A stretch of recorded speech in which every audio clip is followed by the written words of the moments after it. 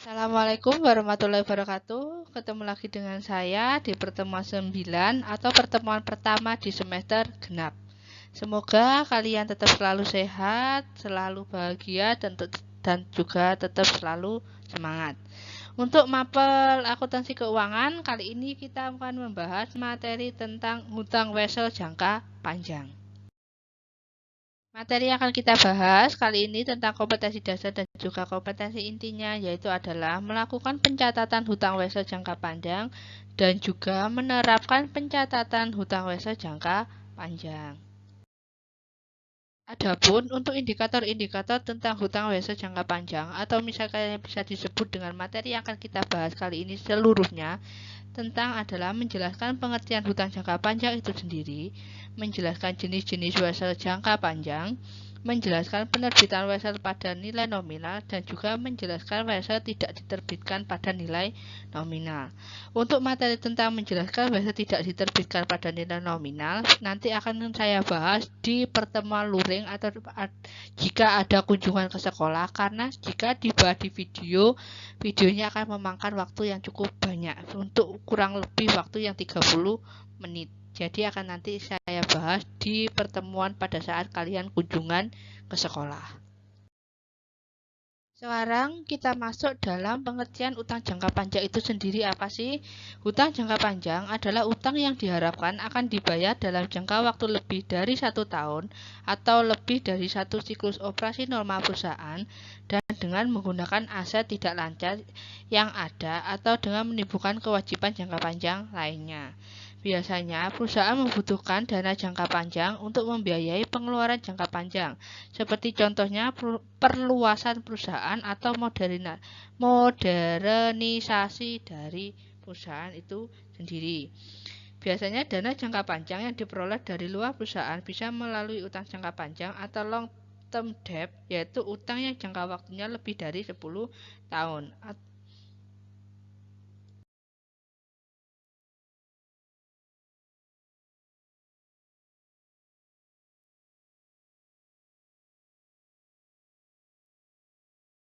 Untuk jenis-jenis hutang jangka panjang itu terbagi menjadi 4, yaitu hutang wesel jangka panjang, hutang obligasi, hutang hipotek, dan juga hutang bersyarat.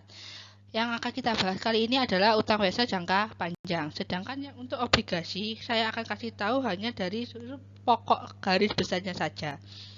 Obligasi adalah surat tanda bukti utang yang dikeluarkan oleh perusahaan kepada pemegang dengan imbalan bunga tertentu.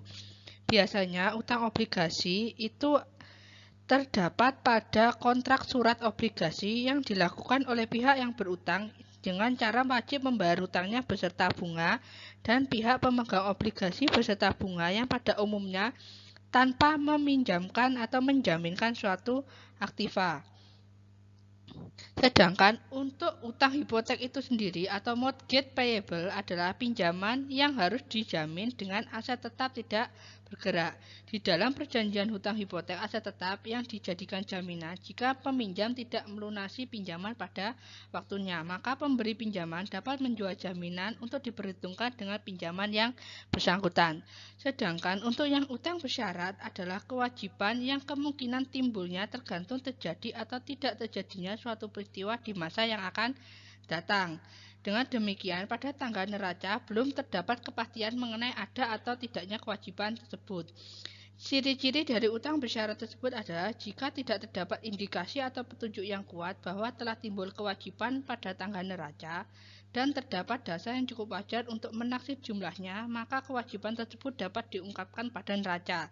Sedangkan untuk yang ciri kedua atau petunjuk kedua, jika kedua kondisi tersebut tidak memenuhi tetapi terdapat kecenderungan yang cukup bahwa suatu kerugian atau kewajiban telah terjadi, maka sesuai dengan prinsip konservatif seharusnya diungkapkan dalam neraca atau catatan atas laporan keuangan. Kali ini kita akan membahas jenis hutang jangka panjang yang bagian pertama, yaitu utang wesel jangka panjang atau materi kali ini. Yang dimaksud dengan utang wesel jangka panjang adalah suatu bentuk perjanjian antara peminjam dengan kreditur, di mana peminjam dengan kreditur bersedia memberikan pinjaman sejumlah uang tertentu dan dan bersedia membayar secara periodik yang mencakup bunga dan juga pokok pinjaman. Utang wesel jangka panjang atau biasa disebut dengan bank draft atau banker draft itu berbentuk cek, tetapi sumber dana pembayarannya berasal dari rekening bank penerbit. Utang wesel jangka panjang biasanya berbentuk bukti tertulis formal yang isinya kesanggupan untuk membayar pada tanggal tertentu, dan waktu pelunasannya biasanya lebih dari 1 tahun ataupun kurang dari 10 tahun.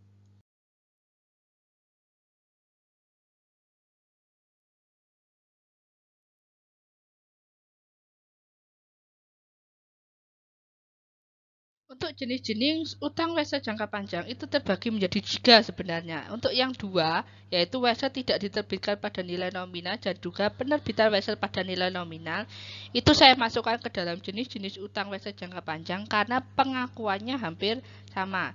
Sebenarnya secara umum jenis-jenis utang wesel jangka panjang itu terbagi 3, yaitu wesel khusus yang diterbitkan untuk properti, barang ataupun jasa, wesel khusus pemilihan suku bunga, dan juga wesel bayar mortgage.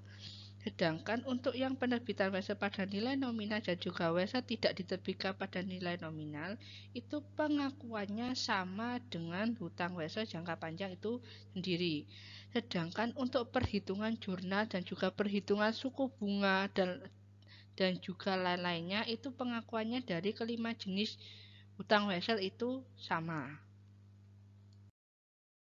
Saya beri satu contoh untuk perhitungan utang wesel jangka panjang. Yang kali ini contohnya adalah perhitungan penerbitan wesel, yaitu pada tanggal 2 Januari 2018 PT Indofood menerbitkan wesel bayar pada nilai nominal 1 miliar dengan bunga wesel sebesar 10% dan periode jatuh temponya adalah 5 tahun.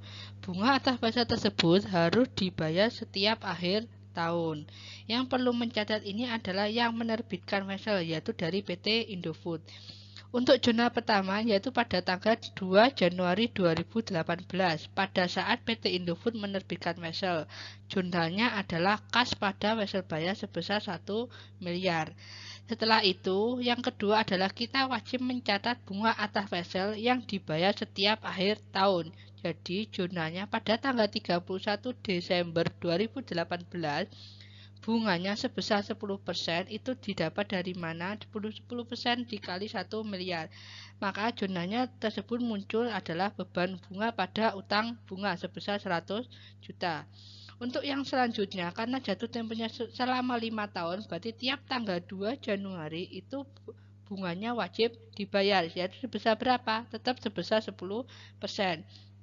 Jadi jurnal terakhir yaitu 2 Januari 2019, jurnalnya adalah beban bunga pada kas sebesar 100 juta kan selama 5 tahun. Berarti periodenya adalah 2018 sampai 2000, itu kalian hitung sendiri.